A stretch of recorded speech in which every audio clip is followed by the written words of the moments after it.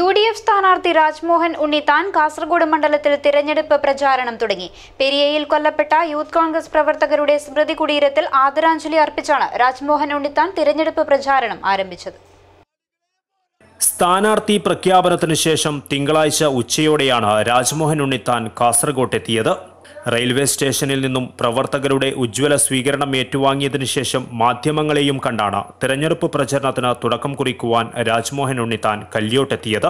കൊല്ലപ്പെട്ട യൂത്ത് കോൺഗ്രസ് പ്രവർത്തകരുടെ സ്മൃതി കുടീരത്തിൽ ആദരാഞ്ജലി അർപ്പിച്ച് അദ്ദേഹം തിരഞ്ഞെടുപ്പ് പ്രചരണം ആരംഭിച്ചു.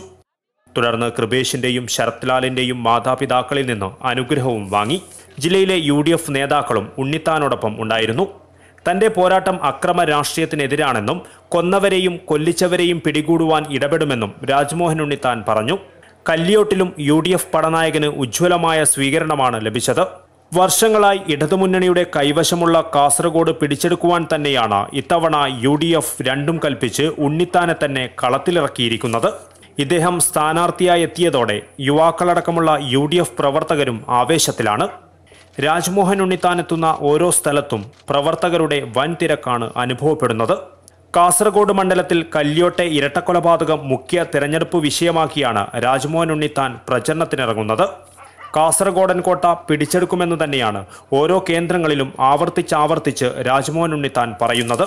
ഉണ്ണിത്താന്റെ ഈ ആത്മവിശ്വാസത്തിൽ UDF നേതാക്കളും പ്രവർത്തകരും തികഞ്ഞ ആവേശത്തിലാണ്. വിജയം അരക്കെട്ടുറപ്പിക്കുവാനെത്തിയ രാജ്മോഹൻ ഉണ്ണിത്താന് പെരിയയിൽ കൊല ചെയ്യപ്പെട്ടവരുടെ ബന്ധുക്കളടക്കമുള്ള കല്യോട്ടുകാരാണ് തിരഞ്ഞെടുപ്പിന് കെട്ടിവെക്കുവാനുള്ള തുക നൽകിയത്.